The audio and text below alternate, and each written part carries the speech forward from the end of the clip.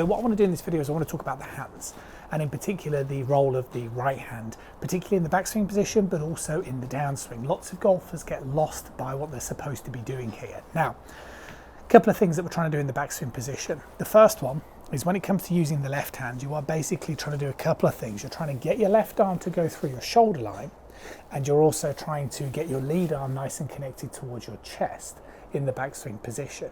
Now, if you start making some swings lead hand only, you'll start to notice actually how difficult that is. And the reason why it's so difficult is because your right hand is supposed to be helping you out. So in the backswing position, you need to make sure when you position your right hand on the club, you've got to get the feeling that your right hand is helping you pull the lead arm closer to your chest.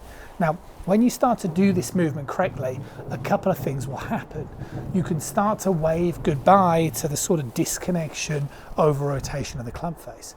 If you start working on getting your right hand moving closer to your chest, what you'll start to notice is the way that the club will start to travel much more up the play line. And somebody who's a great example of this is Rory McIlroy. Rory McIlroy really kind of gets his arms nice and close to his body in the backswing position. So in the top of the backswing, everything looks really, really solid. So what you need to understand is in the backswing, you want to make sure that your right hand is pulling your left arm to your chest. And the second thing you want to do is you want to get the feeling in this backswing position that your right hand stays on top of your left one. And by having both of those senses, you will get the club into a really nice position, which is going to be kind of making the downswing so much easier. And that will get rid of all this sort of arm rotation, all this disconnection, and just more this way. Now, the downswing is going to be very different. So in the backswing position, it's obviously absolutely fine to get the feeling of keeping the right hand on top of the left one, because this reduces all arm rotation and gets the connection. As soon as we start the downswing, we obviously don't want to keep the right forearm pointing on top of the left one. This is when, as you start that downswing, you want to be moving towards the target and getting your right hand pointing up towards the sky.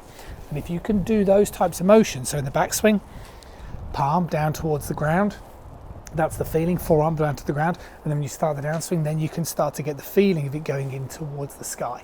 And by doing that, you're going to change the functionality of what you're doing in your golf swing, and you're going to have a really connected backswing position where everything looks really close and connected.